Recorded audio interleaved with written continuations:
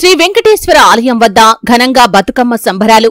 సిద్దిపేట జిల్లా గజ్వేల్ 18వ వార్డు శ్రీ వెంకటేశ్వర స్వామి ఆలయం వద్ద సిద్దిపేట జిల్లా కబడ్డీ అసోసియేషన్ అధ్యక్షుడు ఎన్సీ సంతోష్ ఆధ్వర్యంలో బతుకమ్మ పండుగ సంబరాలు నిర్వహించి ఆట పోటీలు నిర్వహించి గెలుపొందిన వారికి బహుమతులు అందజేశారు. ఈ కార్యక్రమంలో పాల్గొన్న మున్సిపల్ తాజా మాజీ చైర్మన్ రాజమౌళి మాట్లాడుతూ అందరికీ బతుకమ్మ పండుగ శుభాకాంక్షలు తెలిపారు.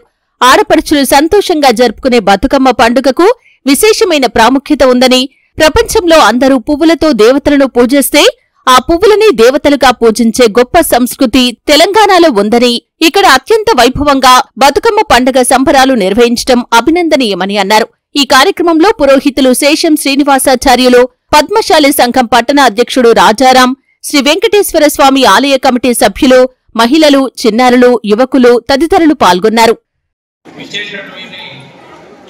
సోదరులకు, మాతృమూర్తులకు స్వాగతం తెలియజేస్తూ ఈ పరమపవిత్రమైనటువంటి హరిగోడలో ఆ వెంకటనాథుని యొక్క ఆలయ ప్రాంగణంలో మనం ఏ కార్యక్రమం పెట్టుకున్నా ఆ భగవంతుని దయ వల్ల జయప్రదమైంది. ఈ యొక్క పవిత్రమైనటువంటి శరన్నవరాత్రి ఉత్సవాలు మన భారతావనిలో ఘనంగా జరుపుకుంటున్నాం. ముఖ్యంగా ఈ బతుకమ్మ పండుగ అనేది మన తెలంగాణ ప్రాంతంలో ఒక అద్భుతమైనటువంటి పండుగ. దేవుని పూలతో పూజిస్తే ఆ పూలను మనం పూజించేటువంటి సాంప్రదాయం ఈ బతుకమ్మ పండుగ ఉంటుంది. కాబట్టి గౌరవం చేసి 3 రోజులు కూడా పట్టిమ చేసి తదుపరి 9 రోజులు కూడా ఆడపడుచులందరూ మహాలక్ష్మి మహాసరస్వతి శక్తి స్వరూపులుగా తయారయ్యి అటు అత్తగారింటి అయితేంది, తల్లిగారింటికి అయితేంది వచ్చి ఇల్లా పాపలతో ఘనంగా జరుపుకునేటువంటి వేడుకలే ఈ బతుకమ్మ పండుగలు.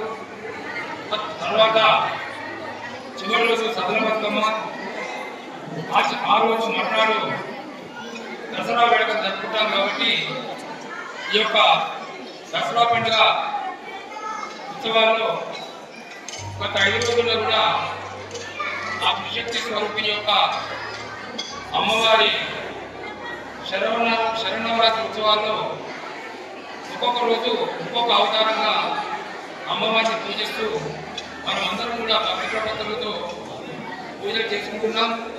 మన గమ్యపట్టణంలో ఉన్నటువంటి అన్ని దేవాలయాలు కూడా ఎక్కడైతే అమ్మవారు ఉందో ఈ కార్యక్రమాలు చక్కగా మహిళామణులు ఆ అమ్మవారిని వేడుకుంటూ పూజారి కార్యక్రమాలు చేసుకుంటూ అమ్మదయ ఉంటేనే అన్ని ఉంటాయి. కాబట్టి అమ్మదయ మనకు రావాలంటే మనము భక్తి ప్రపత్తులతో పూజలు చేసేటువంటి అవసరం ఎంతైనా ఉంది. అందుకే మహిళామణులు వారి శక్తి స్వరూపులు కాబట్టి వారి సారథ్యంలో ప్రతి దేవాలయంలో కూడా ఉదయం నుంచి సాయంత్రం వరకు కూడా ఈ యొక్క శక్తి పూజలు ఘనంగా జరుపుకుంటున్నాం. ఈరోజు ఈ ఆలయ ప్రాంగణంలో ఈ 18వ వార్డు నేను కౌన్సిల్లో ఉన్నటువంటి వార్డు, ఈ వార్డులో ప్రజలందరూ కూడా ప్రతి కుటుంబం కూడా ఒక సోదర భావంతో కుటుంబ సభ్యులాగా మనం ఉంటూ ప్రతి కార్యక్రమం కూడా మొన్ననే మనం గణేష్ నవరాత్రి ఉత్సవాలు ఘనంగా జరుపుకున్నాం. గజ్వేల్ పట్టణంలోనే మొదటి స్థానంలో ఈ యొక్క మన ఆలయ కమిటీ అన్నదాన కార్యక్రమం కానీ పూజా కార్యక్రమాలే కానీ చక్కగా జరిపి ఇప్పుడు ఈ శరణవరాత్రిలో భాగంగా ఈ యొక్క దసరా వేడుకలు ఏర్పాటు చేయడం జరిగింది.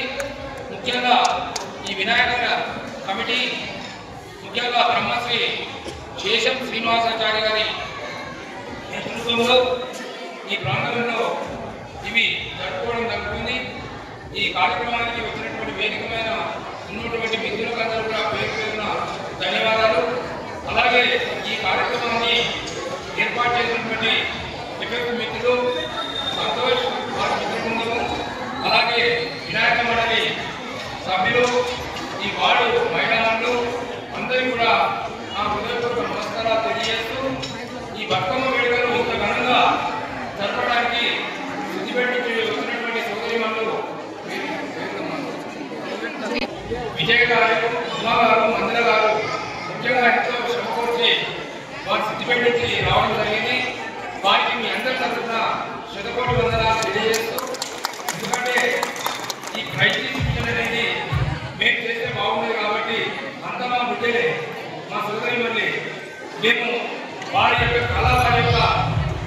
నేర్పు మేము చేయలేదు కాబట్టి మీరు వచ్చి ఈ కార్యక్రమాన్ని జయప్రదం చేసినందుకు మీ అందరికీ కూడా ధన్యవాదాలు.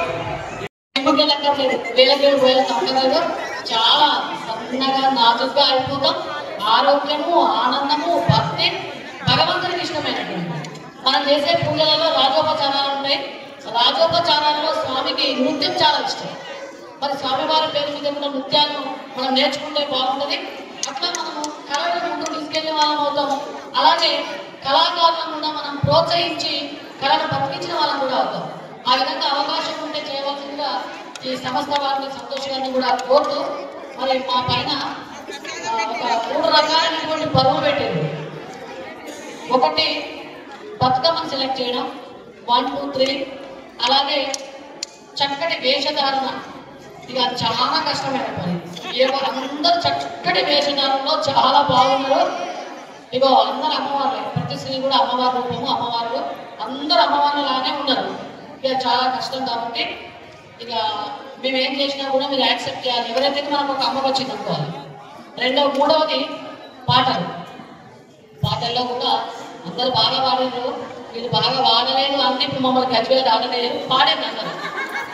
సో కాబట్టి ముందుగా బతుకమ్మకు సంబంధించి ప్రధానంగా మన సంస్కార వారికి ఇచ్చినటువంటి సూచనల మేరకు మేము సెలెక్ట్ చేయడం జరిగింది. ఒకటి, వాడేటువంటి పువ్వులు. ప్రధానంగా మనం అడవి పూలు వాడతాం. తంగేడు పువ్వులు, గడ్డి పూలు చాలా కష్టం ఉంది ఇప్పుడు దొరకడము. దానిపైన చాలా రీల్స్ కూడా చేస్తున్నారు, మీకు అందరికీ తెలుసు. అయినా ఇంత కష్ట సమయంలో కూడా శక్తి మేరకు ఎవరికి తీసుకొని వచ్చారో అది ముందుగా చూసాము. రెండవది, తీరొక్క పూలతో తీర్చిన బతుకమ్మ అంటాం మనం. అంటే పేర్చేటువంటి విధానం అనేది బతుకమ్మలో చాలా ముఖ్యమైనది. చిన్నగా పేర్చినా కూడా బతుకమ్మలో ముద్దు ఉందని అంటాం మనం. ఎందుకంటే పేర్చే విధానాన్ని బట్టి అంటాం. పేర్చే విధానానికి కూడా మనం ఇవ్వడం జరిగింది. ప్రధానంగా అది చూసుకున్నాం. అలంకరణ కాకుండా సహజంగా ఉండేటువంటి వాటికి చూసుకున్నాం. ముందుగా మనం బతుకమ్మను సెలెక్ట్ చేసుకున్నాం.